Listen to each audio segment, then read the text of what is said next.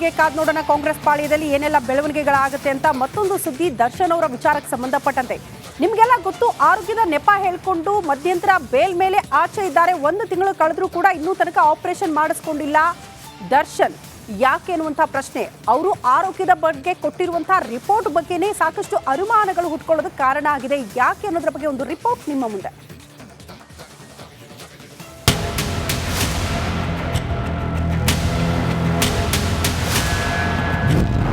ದರ್ಶನ್ ಅನಾರೋಗ್ಯದ ಬಗ್ಗೆ ಅನುಮಾನ, ಜೈಲಿಂದ ಹೊರಬರಲು ಒತ್ತಡ ಹಾಕಿದ್ರ?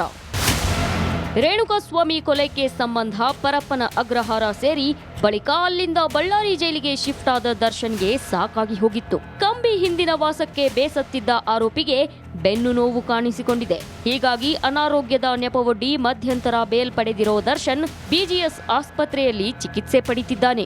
ಆದ್ರೆ ಆಪರೇಷನ್ಗೆ ಒಲ್ಲೆ ಎನ್ನುತ್ತಿರೋ ದರ್ಶನ್ ಆರೋಗ್ಯದ ಮೇಲೆ ಅನುಮಾನ ವ್ಯಕ್ತವಾಗಿದೆ. ದರ್ಶನ್ಗೆ ಆಪರೇಷನ್ ಅವಶ್ಯಕತೆ ಇಲ್ಲ ಅಂತ ಗೃಹ ಸಚಿವರು ಹೇಳಿದ ಬೆನ್ನಲ್ಲೇ ಅನುಮಾನ ವ್ಯಕ್ತವಾಗಿದೆ. ದರ್ಶನ್ ಜೈಲಿನಿಂದ ಬೆಂಗಳೂರಿಗೆ ಬರಲು ವೈದ್ಯರ ಮೇಲೆ ಒತ್ತಡ ಹಾಕೋ ತಂತ್ರ ಅನುಸರಿಸಿದ್ರ? ಬಿಮ್ಸ್ ವೈದ್ಯರ ಮೇಲೆ ಒತ್ತಡ ಹಾಕಿ ಅನಾರೋಗ್ಯದ ಬಗ್ಗೆ ಸುಳ್ಳು ವರದಿ ರೆಡಿ ಮಾಡಿಸಿದ್ರ ಅನ್ನೋ ಮಾತು ಕೇಳಿಬಂದಿದೆ. ಪ್ರಭಾವಕ್ಕೆ ಮಣಿದ್ರ ಬಿಮ್ಸ್ ವೈದ್ಯರು. ಪ್ರಭಾವಿ ಮಂತ್ರಿ ಒಬ್ಬರಿಂದ ಬಿಮ್ಸ್ ವೈದ್ಯರ ಮೇಲೆ ಒತ್ತಡ ಹಾಕಿಸಿರೋ ಮಾತು ಕೇಳಿಬಂದಿದೆ.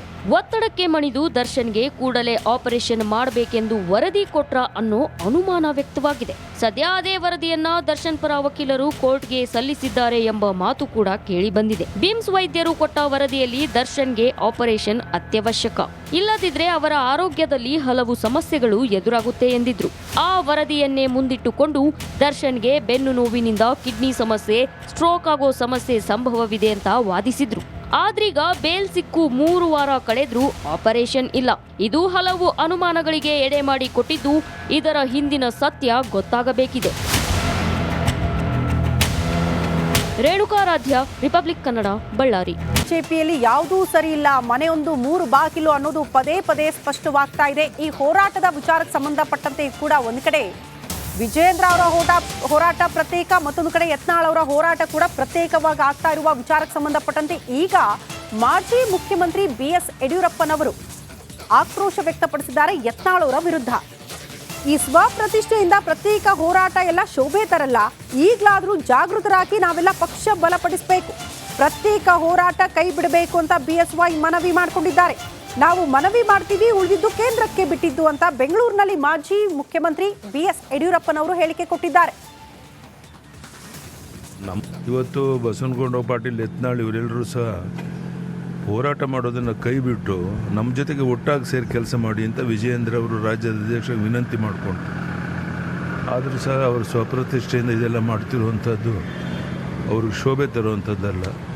ಈಗಲಾದರೂ ಅವರು ಜಾಗೃತರಾಗಿ ಬಂದು ಎಲ್ಲರೂ ಒಟ್ಟಾಗಿ ಸೇರಿ ಪಕ್ಷವನ್ನು ಬಲಪಡಿಸೋದಕ್ಕೆ ಅವರೆಲ್ಲರೂ ಸಹಕಾರ ಕೊಡಬೇಕು ಅಂತ ನಾವು ವಿನಂತಿ. ಬರಲ್ಲ ಅಂತಿದ್ದಾರೆ ಸರ್ ಅವರು. ಇಲ್ಲ, ನಮ್ಮ ಡ್ಯೂಟಿ ನಾವು ಮಾಡ್ತೀವಪ್ಪ, ಉಳಿದಂಥದ್ದು ಅವ್ರಿಗೆ ಬಿಟ್ಟದ್ದು ಕೇಂದ್ರದ ನಾಯಕರಿಗೆ ಬಿಟ್ಟು. ಇವತ್ತು ಬಸವನಗೌಡ ಪಾಟೀಲ್, ಯತ್ನಾಳ್ ಇವರೆಲ್ಲರೂ ಸಹ ಹೋರಾಟ ಮಾಡೋದನ್ನು ಕೈ ಬಿಟ್ಟು ನಮ್ಮ ಜೊತೆಗೆ ಒಟ್ಟಾಗಿ ಸೇರಿ ಕೆಲಸ ಮಾಡಿ ಅಂತ ವಿಜಯೇಂದ್ರ ಅವರು ರಾಜ್ಯದ ಅಧ್ಯಕ್ಷರಿಗೆ ವಿನಂತಿ ಮಾಡಿಕೊಂಡು, ಆದರೂ ಸಹ ಅವರು ಸ್ವಪ್ರತಿಷ್ಠೆಯಿಂದ ಇದೆಲ್ಲ ಮಾಡ್ತಿರುವಂಥದ್ದು ಅವ್ರಿಗೆ ಶೋಭೆ ತರುವಂಥದ್ದಲ್ಲ. ಈಗಲಾದರೂ ಅವರು ಜಾಗೃತರಾಗಿ ಬಂದು ಎಲ್ಲರೂ ಒಟ್ಟಾಗಿ ಸೇರಿ ಪಕ್ಷವನ್ನು ಬಲಪಡಿಸೋದಕ್ಕೆ ಅವರೆಲ್ಲರೂ ಸಹಕಾರ ಕೊಡಬೇಕು ಅಂತ ನಾವು ವಿನಂತಿ. ಬರಲ್ಲ. ಪೊಲೀಸರಿಂದಲೇ ರೌಡಿ ಶೀಟರ್ಗೆ ಸನ್ಮಾನ ಮಾಡಲಾಗಿದೆ. ಆಯುಧ ಪೂಜೆಯ ನೆಪದಲ್ಲಿ ಪೊಲೀಸರೇ ರೌಡಿ ಶೀಟರ್ಗೆ ಸನ್ಮಾನ ಮಾಡಿರುವಂತಹ ಒಂದು ಘಟನೆ ನಡೆದು ಹೋಗಿದೆ.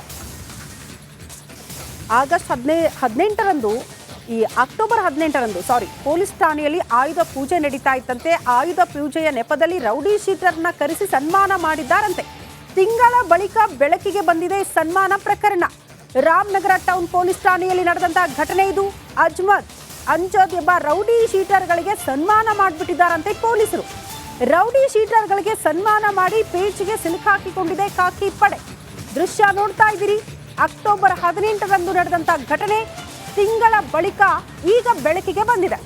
ಆಯುಧ ಪೂಜೆ ನೆಪದಲ್ಲಿ ಪೊಲೀಸ್ ಠಾಣೆಗೆ ಕರೆಸಿ ಇಬ್ಬರು ರೌಡಿ ಶೀಟರ್ಗಳಿಗೆ ಸನ್ಮಾನ ಮಾಡಿರುವಂತಹ ದೃಶ್ಯ, ಖಾಕಿ ಪಡೆಯ ಸನ್ಮಾನ ಮಾಡಿರುವ ದೃಶ್ಯವನ್ನ ನಾವು ಗಮನಿಸ್ತಾ ಇದ್ದೀವಿ. ಆ ಮೂಲಕ ಖಾಕಿ ಪಡೆ ಯಾವ ಸಂದೇಶ ಕೊಡ್ತಾ ಇದ್ದಾರೆ ಅನ್ನೋದೇ ಪ್ರಶ್ನೆ ಆಗ್ತಾ ಇದೆ. ಈ ಬಗ್ಗೆ ಮತ್ತಷ್ಟು ಡೀಟೇಲ್ಸ್ ಅನ್ನ ಕೊಡ್ತಾ ಹೋಗ್ತಾರೆ ನಮ್ಮ ಪ್ರತಿನಿಧಿ ಮಹದೇವ್ ಸ್ವಾಮಿ ದೂರವಾಣಿ ಸಂಪರ್ಕದಲ್ಲಿ. ಮಹದೇವ್ ಸ್ವಾಮಿ, ರೌಡಿ ಶೀಟರ್ಗಳಿಗೆ ಸನ್ಮಾನ ಪೊಲೀಸರೇ ಮಾಡ್ತಾರೆ, ಯಾವ ಸಂದೇಶ ಇದು ಸಮಾಜಕ್ಕೆ?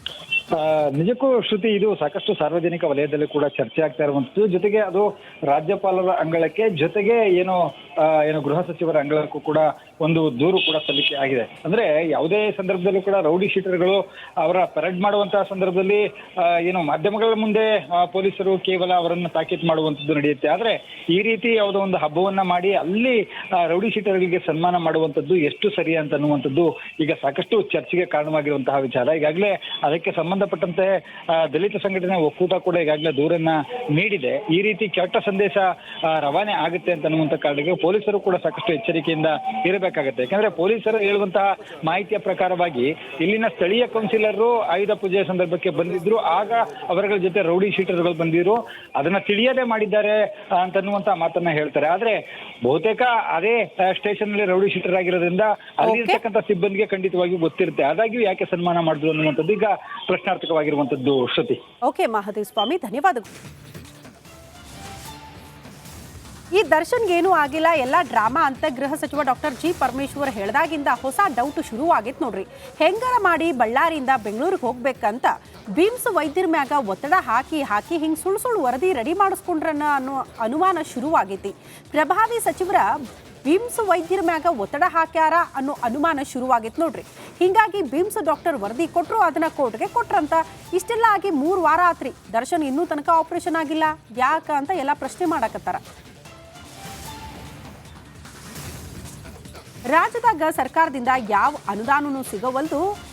ಇದೆಲ್ಲ ನೆಟ್ಗಾಗ್ಬೇಕಂದ್ರ ಮೊದಲು 1-2 ಗ್ಯಾರಂಟಿ ಬಂದ್ ಮಾಡ್ಬಿಡ್ರಲ್ಲ, ಹಂಗಾದ್ರೆ ಎಲ್ಲ ಸರಿ ಆಕೈತಿ ಅಂತ ನಾವು ಹೇಳಾಕತ್ತಿಲ್ಲ ರೀ. ಮತ್ತೆ ಇದನ್ನ ಕಾಂಗ್ರೆಸ್ ಶಾಸಕ ಗವಿಯಪ್ಪ ಹೇಳ್ಯಾರ ನೋಡ್ರಿ.